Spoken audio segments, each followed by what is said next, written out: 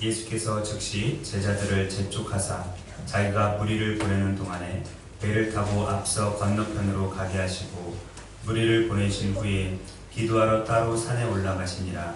저물매 거기 혼자 계시더니 배가 이미 육지에서 술이나 떠나서 바람이 거스름으로 물결로 말미암아 고난을 당하더라. 밤 사경에 예수께서 바다 위로 걸어서 제자들에게 오시니 제자들이 그가 바다 위로 걸어오심을 보고 놀라 유령이라 하며 무서워하여 소리 지르거늘 예수께서 즉시 이르시되 안심하라 나니 두려워하지 말라.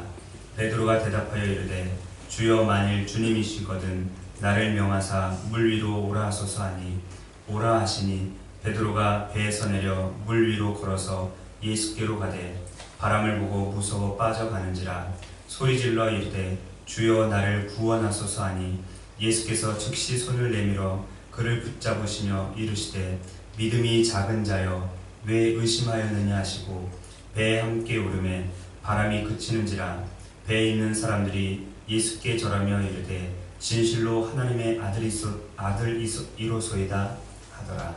아멘. 지난주 월요일에 사랑의 교회 수련관으로 기도를 하러 갔습니다. 가는 길에 이번 주 설교는 또 뭘 해야 되지?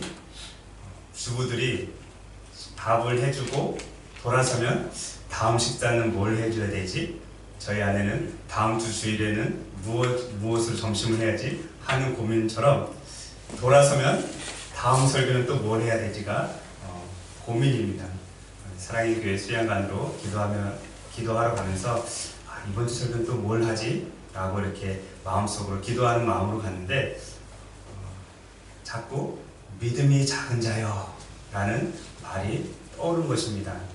마치 하나님께서 제 자신에게 믿음이 작은 자여 라는 말씀을 하시는 것 같았습니다.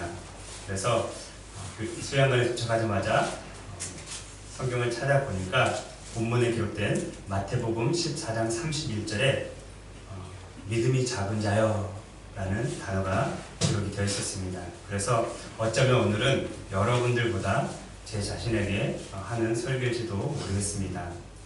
본문에 기록된 물 위를 걸으신 사건과 바로 앞에 있었던 오병이어 사건이 서로 연결이 됩니다.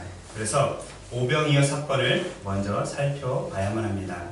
우리가 너무나도 잘 알고 있듯이 오병이어는 말 그대로 떡 5개와 물고기 2마리로 5,000명을 먹이신 사건을 이야기하는 것입니다. 이 오병이어 사건이 예수님께서 행하신 기적들 중에서 가장 유명한 기적이기 때문에 마태, 마가, 누가, 요한 이 사복음서에 다 기록이 되어 있습니다. 이제 그 현장으로 한번 가보도록 하겠습니다. 예수님께서 갈릴리 바다가 훤히 내려다 보이는 한 산에 올라 계셨습니다. 거기서 하나님의 나라와 복음에 대해서 말씀을 전하고 있었는데 예수님의 소문이 이미 전국에 다 퍼져 있는 상황이기 때문에 예수님의 소문을 듣고 자신의 병을 치료받기 위해서 온 병자들 그리고 수많은 사람들이 그곳에 예수님 말씀 듣기 위해 모였습니다. 아마 아침부터 한낮까지 그리고 해가 지는 저녁까지 예수님의 말씀과 또 치료하시는 사역이 계속 이어졌을 것입니다. 이제 어느덧 저녁때가 되었습니다. 그래서 제자들이 예수님께 이렇게 말합니다. 주님, 이곳은 빈들이고 때도 이미 저물었으니 무리를 보내셔서 마을에 들어가 먹을 것을 사 먹게 해 주십시오 라고 그렇게 말합니다. 그러자 예수님께서 제자들을 이렇게 천천히 바라보시더니 제자들 중에 가장 계산이 빠른 빌립에게 이렇게 말씀하십니다.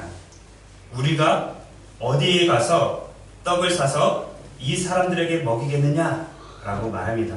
그랬더니 빌립은 이미 머릿속에서 계산이 다 끝났습니다. 주님, 각 사람들에게 돈을 조금씩 걷어도 200데나리온의 돈이 필요할 것입니다. 당시에 품꾼들의 하루 품삯이 한 데나리온이었습니다. 그래서 200데나리온은 육체적인 노동을 하는 사람들이 6개월 동안 일을 해야 벌 수 있는 돈입니다.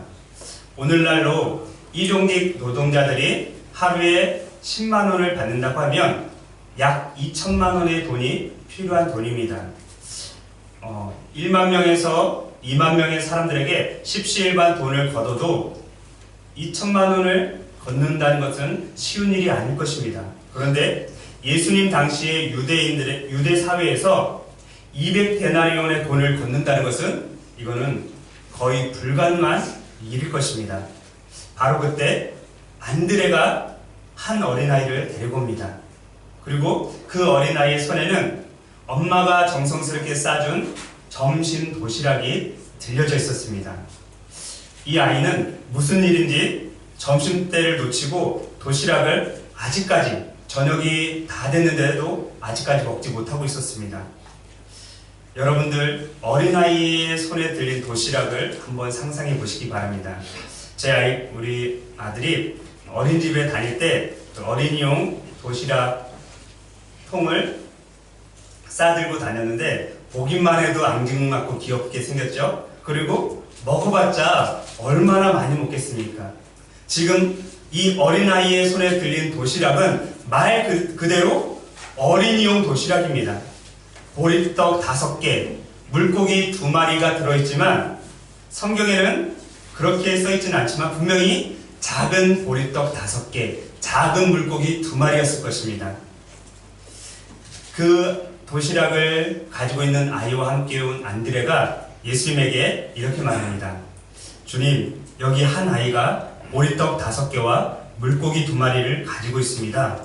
그런데 이것이 이 많은 사람들에게 얼마나 되겠습니까? 하지만 전능하신 하나님이신 예수님께서는 그것이 크던 작던 많든 적든 상관이 없으셨습니다.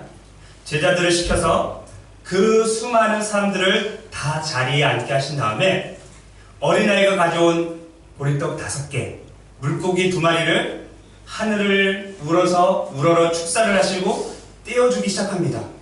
그런데 신기하고 놀라운 건 떼어줘도 계속 떡이 나오고 물고기가 끊이지 않게 나왔던 것입니다.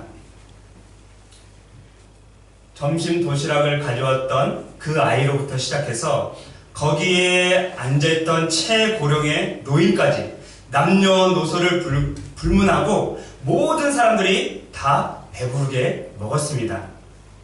그리고 다 배부르게 먹었을 뿐만 아니라 남은 조각이 무려 얼마나 남았을까요? 숫자가 6개. 12바구니. 한번 볼까요? 14장 21절 보세요. 14장 20절 21절 다 배불리 먹고 남은 조각을 12바구니에 차게 거두었으며 먹은 사람은 여자와 어린이 외에 5,000명이나 되었더라. 여자 빼고 어린이 빼고 또 성경에는 기록되어 있지 않지만 노인들도 뺐을 겁니다. 그러면 남자만 5,000명이라는 얘기입니다. 그래서 약 10,000명에서 20,000명의 사람들이 충분하게 배불리 먹고도 남은 조각이 무려 12바구니나 되었다라고 성경은 기록합니다. 근데 문제는 이 사건 이후에 발생하게 됩니다. 어떤 일이 발생하게 되었는지 우리 요한복음으로 한번 가보겠습니다. 지금 본문은 표시해 놓으시고 자, 요한복음 6장으로 한번 가보겠습니다. 요한복음 6장 신약성경 151페이지 정도에 있습니다. 요한복음 6장 14절과 15절입니다. 152페이지 요한복음 6장 14절 15절 차장님? 주성이 차장님? 찾았어요. 자, 요한복음 6장 14절 15절 우리 같이 한번 손이 아직 차장님? 요한복음 6장 14절 15절 성경을 이렇게 찾는 것도 훈련의 일환으로 제가 이렇게 찾아보게 하는 겁니다. 요한복음 6장 14절 15절 같이 함께 읽어보도록 하겠습니다. 시작. 그 사람들이 예수께서 행하신 이 표적을 보고 말하되 이는 참으로 세상에 오실 그 선지자라 하더라. 그러므로 예수께서 그들이 와서 자기를 억지로 붙들어 임금으로 삼으려는 줄 아시고 다시 혼자 산으로 떠나 가시니라. 아멘. 보리떡 5개와 물고기 2마리로 기적을 맛본 사람들은 이는 참으로 세상에 오실 그 선지자다 라고 하면서 예수님을 억지로 자신들의 왕으로 삼으려고 했던 것입니다. 예수님 당시에 이스라엘 사람들은 배고픔과 질병과 나라 잃은 서름으로 고통을 당하고 있었습니다. 그래서 언제든지 그들은 자신들의 배를 채워주고 병을 고쳐주고 그리고 로마의 압제에서 구원해줄 정치적인 메시아를 기다리고 있었던 것입니다. 유대인이자 개신교 목사였던 알프레드 에더스하임 목사님이 이렇게 말을 했습니다. 그들은 더 이상 기다리거나 다른 일을 찾을 필요가 없었다. 이 선지자야말로 이스라엘이 그토록 오랫동안 기대해왔던 메시아이셨다. 그들은 수세기 동안 또 곧 에스라 시대 훨씬 이전부터 간절하게 메시아의 도래를 소망해왔다. 그런데 마침 그들 앞에 그 위대한 실체가 마주하고 있었던 것이다. 그들에게 가르침을 베푸셨던 분은 예언된 그 선지자이셨고 또한 오실 그 이이셨다. 사람들은 억제할 수 없는 충동에 사로잡혔다. 우리 그리스도인들, 기독교인들은 지금 이 문구를 그대로 받아들일 수 있습니다. 그런데 유대인이었던 이 알프레드 에더스하임 목사님은 처음에는 이걸 받아들일 수 없었을 것입니다. 그런데 유대인이 이걸 받아들였다는 것은 하늘이 갈라지는 그러한 일과도 같은 것입니다. 이스라엘 백성들은 타는 듯한 목마름을 너무나도 잘 알고 계셨던 이스라엘 백성들의 타는 듯한 목마름을 너무나도 잘 알고 계셨던 예수님께서 먼저 제자들을 재촉하셔서 배를 타고 갈릴리 바다 건너편인 베세다로 건너가게 하셨습니다. 그리고 억제할 수 없는 흥분과 충동에 사로잡혀있던 무리를 마음을 가라앉히게 한 다음에 그들을 각자 집으로 돌려보내셨습니다. 그리고 혼자 산으로 올라가십니다. 왜 예수님께서 제자들을 재촉해서 배를 태워서 바다 건너편으로 보내시고 흥분해서 자신을 왕 삼으려는 무리들을 집으로 돌려보내시고 혼자 산으로 올라가셨을까요? 왜 예수님께서 혼자 산으로 올라가셨을까요? 네, 기도하러 산으로 올라가신 것입니다. 이제 다시 본문 마태복음으로 가보겠습니다. 마태복음 14장 표시했죠? 네, 마태복음 14장 23절을 보시기 바랍니다. 마태복음 14장 23절 마태복음 14장 23절 제가 읽어보겠습니다. 일단 다 찾으시고 마태복음 14장 23절입니다. 무리를 보내신 후에 기도하러 따로 산에 올라가시니라. 저물매 거기 혼자 계시더니 예수님은 하나님 아버지께 기도하기 위해서 혼자 산에 오르셨던 것입니다. 한 신학자는 이렇게 이야기를 합니다. 그 후에 예수님은 기도하러 따로 산에 올라가셨다. 이것은 큰 이적을 행하신 후에 닥쳐오는 유혹을 이기기 위해서였을 것이다. 자신에게 다가오는 유혹, 자신을 왕 삼으려는 그 유혹, 마치 예수님께서 40일 동안 금식하신 후에 사탄에게 유혹을 받았던 것처럼 자신을 왕 삼으려는 그 유혹을 이기시기 위해 산으로 기도하러 올라가셨던 것입니다. 그리고 조금 전에 인용했던 알프레드 목사님은 그가 홀로 산에서 누구를 위해 또 무엇을 위해 기도하셨는지에 관해서는 알 수 없다라고 말했는데 우리는 예수님께서 누구를 위해, 무엇을 위해, 그리고 왜 홀로 산에서 기도하셨는지 알지 못합니다. 그러나 우리가 성경을 통해서 알 수 있는 것은 예수님은 언제든지 기도의 삶을 살으셨다는 것입니다. 공생애를 시작하기 전부터 40일 동안 금식 기도하셨고 12명의 제자들을 선택하시기 전에도 산에 오르셔서 기도하셨고 사역을 시작하기 전에도 기도하셨고 사역을 마친 후에도 너무나도 피곤하고 지친 육체를 가지고 있었음에도 불구하고 여전히 예수님은 산에 오르셔서 밤이 맞도록 기도하셨던 것입니다. 예수님께서 홀로 산에서 기도를 시작하고 계셨을 때 제자들은 배를 타고 갈릴리 바다 중간까지 갔습니다.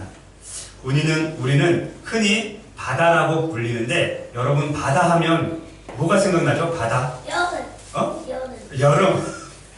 여름이면 해수욕장으로 놀러 가기 때문에 여름이 생각난다. 네. 또 바다 하면 생각나는 거? 넓고 또 바다 모래성. 자, 그럼 바다 물은 어떤 맛일까 아시죠? 그렇죠. 짠맛. 자, 바다 하면 짜다라는 게 딱 나와야 돼요. 그런데 갈릴리 바다는 안 짜다 해요. 들어보세요. 재작년에 예루살렘으로 성지순례를 갔는데 아내하고 제가 그 갈릴리 바다 앞에 있는 숙소에서 하룻밤을 묵고 아침에 바다에 내려가서 제가 물을 한 컵은 아니고 손가락으로 딱 찍어서 맛을 봤는데 짰을까요? 안 짰을까요? 짰어요. 땡! 안 짰어요. 하나도 안 짰어요. 바다인데 하나도 안 짜요. 자, 그런데 이스라엘 사람들은 자 이제 들어보세요. 왜 바다라고 했는지. 이스라엘 사람들은 좀 들어봐요. 자, 이스라엘 사람들은 어떤 것이든지 이렇게 안에 담겨져 있는 것을 바다라고 불러요. 그러면 이 컵 속에 물이 있어요? 그럼 이거 바다일까요? 바다 아닐까요? 담겨져 있잖아요. 이스라엘 사람들 그렇죠. 컵 속에 담겨져 있지만 이것도 바다예요. 자, 성경에서 예를 한번 들어볼게요.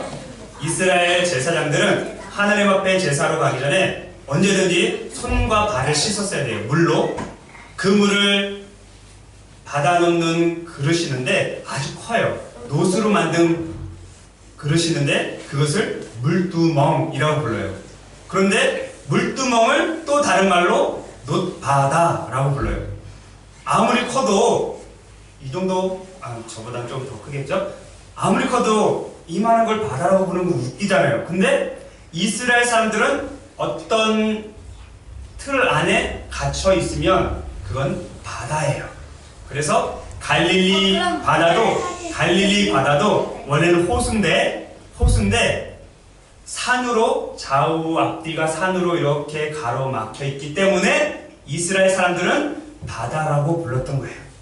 이해됐어요? 자, 그런데 이 갈릴리 바다는 둘레가 약 53km 정도 돼요.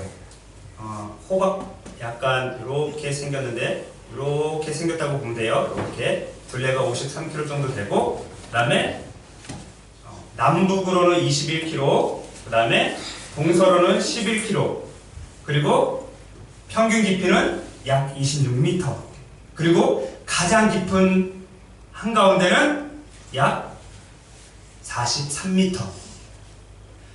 이스라엘 끝에 보면 이스라엘 진짜 바다랑 연결되어 있는 데를 지중해라고 부르거든요. 지중해.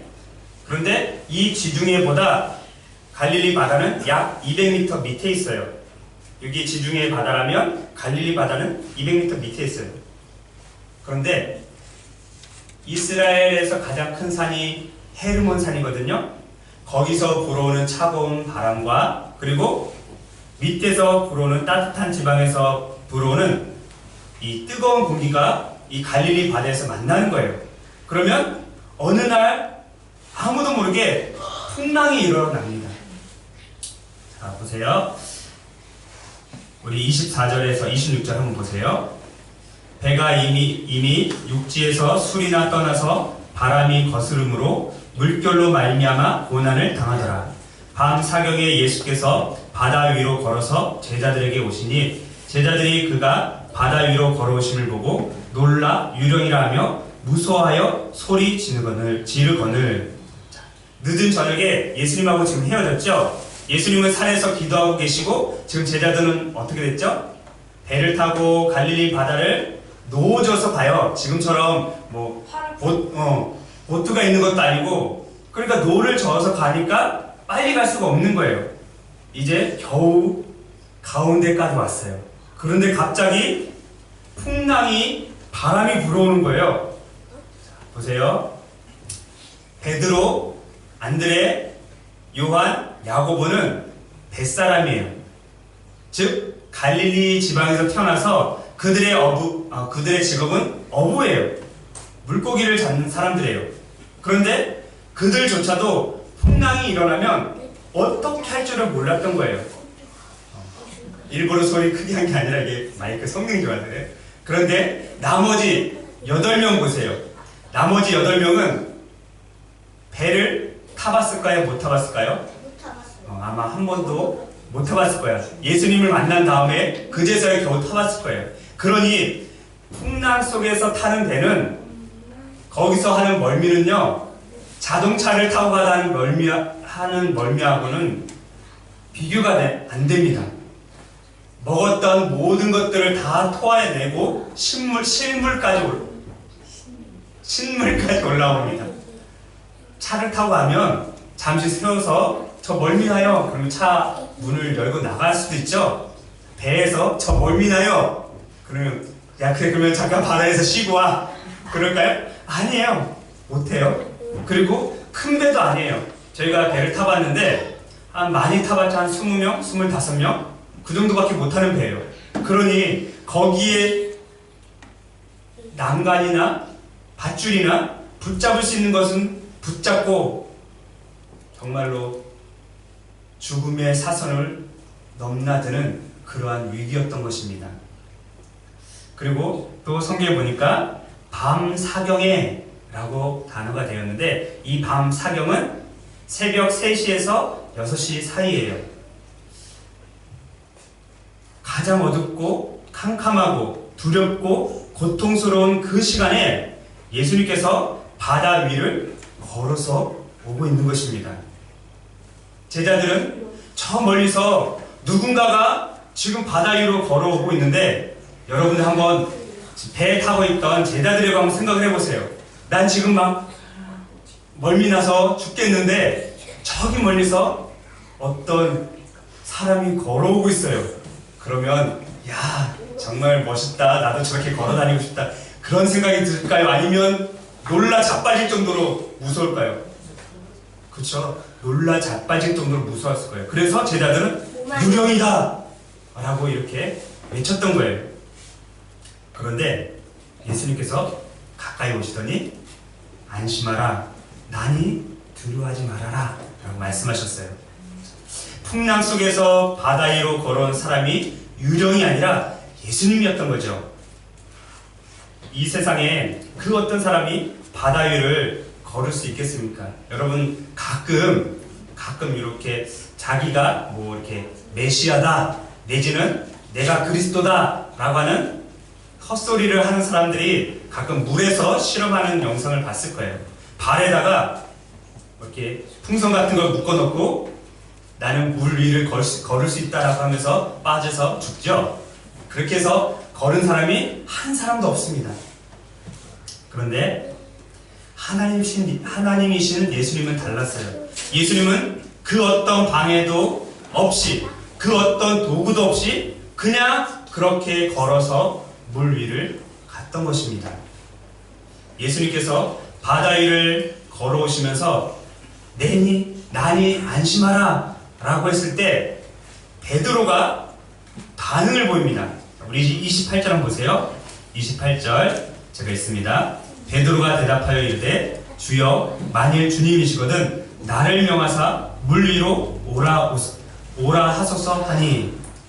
베드로 외에 어떤 사람이 이렇게 이야기를 할 수 있겠습니까?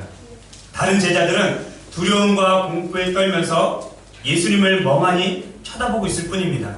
그런데 베드로는 만일 주님이시거든 나를 명해서 물 위로 오라고 해주십시오 라고 이렇게 요청을 했던 것입니다. 예수님은 베드로의 이러한 요청을 거절하지 않으시고 베드로에게 단 한마디로 말씀하셨습니다. 뭐라고 하셨게요? 오라, 오라 라고 말씀하셨습니다. 이 한마디 말씀에 베드로는 조금도 의심하지 않고 흔들리는 배에서 단숨에 뛰어내렸습니다. 그리고 마치 대리석 바닥을 걷는 것처럼 걸어서 예수님 앞에 갑니다. 그런데 갑자기 바람이 휘 불면서 파도가 치는 것을 봅니다. 그랬더니 어떻게 됐죠? 그 순간 베드로는 바닷속으로 꼬르르르 들어갑니다. 자, 아까 배가 어디 정도에 왔다고 그랬죠? 갈릴리 바다 한가운데 정도 왔다고 그랬어요.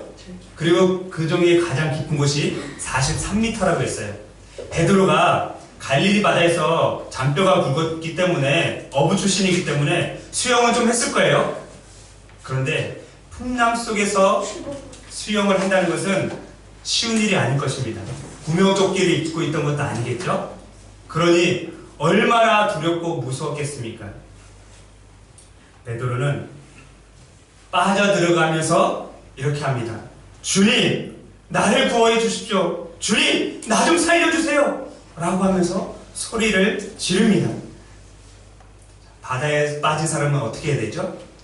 저 바다에 빠졌어요. 살려주세요. 이렇게 할까요? 살려주세요!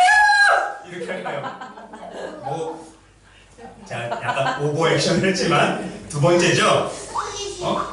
그렇죠. 바다에 빠졌는데 살려주세요. 살려주든지 말든지 그럼 죽는 거예요. 그렇죠? 살려주세요! 사람 살려! 소리를 쳐야지 멀리 있던 사람이 보고 와서 구해줄 수 있는 거예요. 그렇죠? 베드로도 마찬가지예요.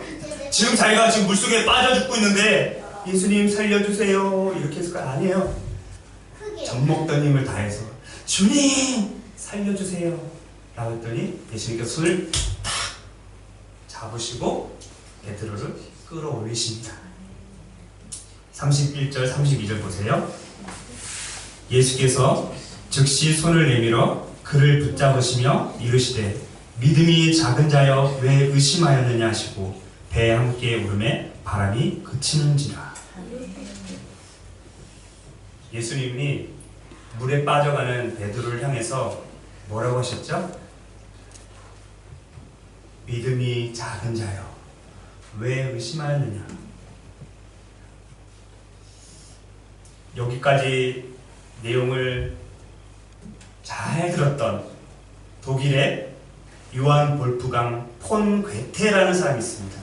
아주 유명한 문호이고 문학사의 거인으로 남을 괴테라는 사람이 여기까지 내용을 듣고 이렇게 얘기합니다. 이것은 내가 좋아하는 제일 아름다운 전설들 가운데 하나이다. 이것은 인간이 신앙으로 어려운 일을 승리하지만 작은 의심으로 실패하게 된다는 교훈을 준다. 여기서 괴테가 뭐라고 했죠? 이것은 전설들 가운데 하나이다. 성경은 지금 예수님이 바다 위로 걸어오신 이 사건은 절대로 전설이라고 하지 않습니다. 그리고 꾸며낸 이야기라고 하지 않습니다. 이것은 사실 그대로 있었던 역사입니다. 우리는 이것을 사실 그대로 믿습니다. 성경에 기록된 예수님 말씀과 예수님께서 일으켰던 모든 기적들은 전설이나 꾸며낸 이야기가 아니라 사실 그 자체라는 것입니다. 그것을 믿을 때 나에게 실제가 되는 것입니다. 그러면 베드로가 믿음이 진짜 작았을까요? 조금 작았을까요? 그거는 아주 어려운 질문일 것입니다. 그렇죠? 저도 잘 모르겠어요. 아무튼 믿음의 예수님께서 물에 빠져가는 베드로를 향해서 믿음이 작은 자여 라고 한 것을 보아서는 베드로는 큰 믿음을 가지고 있지 않았던 것 같아요. 아직까지는. 제가 서두에서 오늘 이 말씀은 저한테 하는 말씀일 거다라고 말씀을 드렸죠. 저도 마찬가지입니다.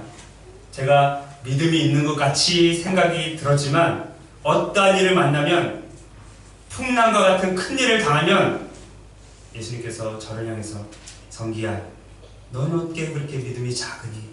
이 믿음이 작은 자요 라고 말씀을 하실 것 같다라는 생각이 들었습니다.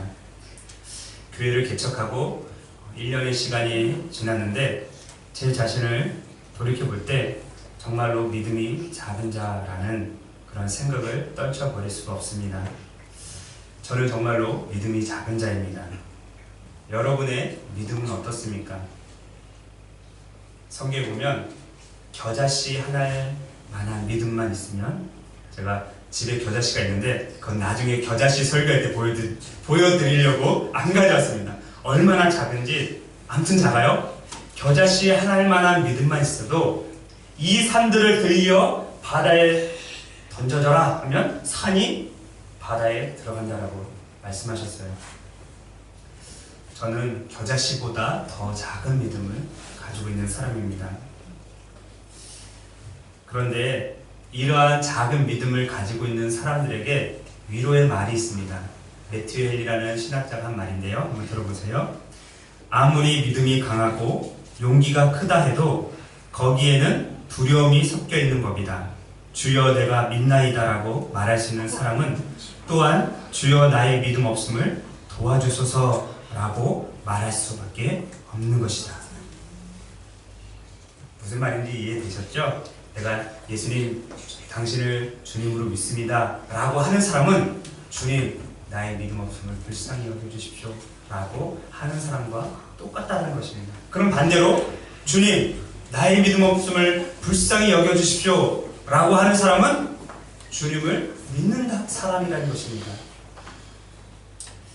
그렇다면 여러분들은 저와 마찬가지로, 제가 질문은 안 했지만 다 그래 나는 겨자씨보다 못한 작은 믿음을 가지고 있어 라고 할 거예요. 그러한 작은 믿음을 가지고 있는 사람들이 어떻게 하면 큰 믿음으로 변화시킬 수 있는지 두 가지만 말씀을 드리고 마치도록 하겠습니다. 첫 번째는 우리의 작은 믿음이 큰 믿음으로 변화되기 위해서는 홀로 은밀하게 기도하는 것입니다. 23절을 다시 한번 보시기 바랍니다. 23절 한 목소리로 읽어보겠습니다. 시작. 무리를 보내신 후에 기도하러 따로 산에 올라가시니라. 저물매 거기 혼자 계시더니. 예수님은 하나님이시기 때문에 기도하실 필요가 없는 분이셨습니다. 그러나 예수님은 또 우리와 똑같은 육체를 가지고 계신 분이기 때문에 어떠한 일을 하시든지 간에 바쁘면 바쁠수록, 힘들면 힘들수록 더욱 힘내서 하나님 앞에 기도했다는 것입니다. 예수님의 기도는 언제나 하나님 앞에서 홀로 은밀하게 하는 기도였습니다. 그래서 우리가 마태복음 6장 6절에 보면 너는 기도할 때에 내 골방에 들어가 문을 닫고 은밀한 중에 계신 내 아버지께 기도하라. 은밀한 중에 보시는 내 아버지께서 갚으시리라 라고 그렇게 말씀을 하셨고, 예수님께서도 실제적으로 그렇게 기도하셨습니다. 한밤중에 산에 올라가 보십시오. 우리 아버지가 예전에 어떤 기도원에서 경비 일을 하신 적이 있었다는데, 기도원에 오는 사람들 다 뭐하러 와요? 기도하러 오죠. 그래서 아버지도 기도를 하고 싶어서 산에 올라가셨는데 중간까지 가다 도저히 무서워서 오고 가도 못했다고 그런 말씀을 한 적이 있거든요. 저도 신학교 다닐 때 우리 친구 동기 신학생들과 산에 가서 기도한 적이 있는데, 여러 명이 가도요 흩어져서 기도하면요 무섭습니다.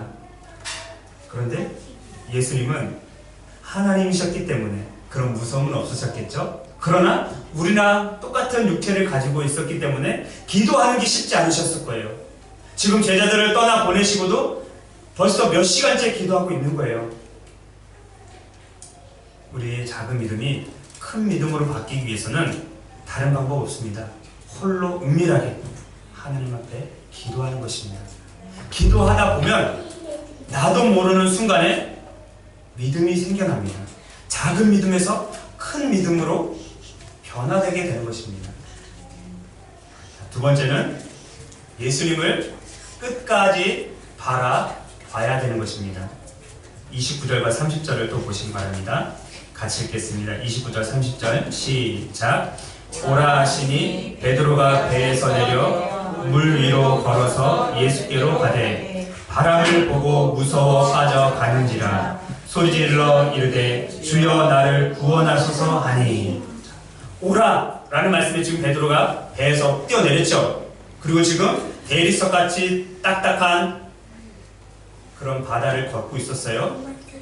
정면에 예수님이 계셨어요. 지금 이제 베드로는 어떻게 하고 있죠? 누굴 그렇죠. 예수님만 바라보면서 걸어가고 있어요. 빠졌어요? 안 빠졌어요?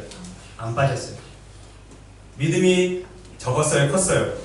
저 같았으면 배에서 아무리 예수님이 와라! 성기야 와라! 해도 저는 예수님 그냥 예수님께서 오세요. 저 여기서 기다릴게요. 못 뛰어내렸을 거예요. 근데 베드로는 물에서요. 배에서 뛰어내렸어요. 베드로는 믿음이 있는 사람입니다. 베드로를 믿음 없다고 놀리지 마세요. 베드로는 믿음 있는 사람이었어요. 예수님을 바라보면서 걸어갔을 때는 바다에 빠지지 않았습니다. 그런데 예수님을 안 보고 누굴 봤죠? 뭘 봤죠? 바람, 성경은 바람이라고 되어 있는데 분명히 그 바람이 파도를 일으켰을 겁니다. 파도를 보는 순간 내 눈이 예수님에서 파도로 옮겨주는 순간 바다에 빠진 겁니다. 큰 믿음에서 작은 믿음으로 바뀌어버린 겁니다. 그래서 우리가 큰 믿음을 갖기 위해서는 예수님을 끝까지 바라봐야 되는 것입니다. 성경에 이렇게 말씀합니다. 믿음의 주여 또 온전케 하시는 이인 예수를 바라보자. 예수님이야말로 우리의 작은 믿음을 큰 믿음으로 변화시켜 주시는 분이십니다. 우리가 인생을 살다 보면 풍랑과 같은 파도와 같은 바람과 같은 그러한 일들을 만나게 될 것입니다. 그럴 때 우리가 그 풍랑을 바라보고 그 파도를 보면 그 바람을 보면 바다에 빠지기 일쑤입니다. 믿음이 절대로 커지지 못합니다. 작은 믿음 그대로 가지고 갈 수밖에 없습니다. 그러나 그러한 풍랑과 같은 수많은 크고 작은 일들을 만날 때 믿음의 주여 온전케 하시는 예수님만 바라본다면 우리 믿음이 점점점 자라서 그것을 믿음으로 이겨낼 수 있게 되는 것입니다. 사랑하는 생명빛교회 성도 여러분, 우리는 예수님 앞에 서면 누구든지 이 믿음이 작은 자야 라는 그러한, 이건 책망이 아니라 말씀을 드릴 것입니다. 그런데 또 예수님처럼 기도하면 우리 작은 믿음이 큰 믿음으로 변화되게 될 것이고, 예수님만을 바라보면, 예수님을 바라보면서 끝까지 간다면 우리의 믿음이 점점 자라져서 아브라함처럼 믿음의 사람이라는 말을 듣게 될 것입니다. 그러한 은혜가 저와 여러분 모두에게 있기를 간절히 바라겠습니다. 기도하겠습니다.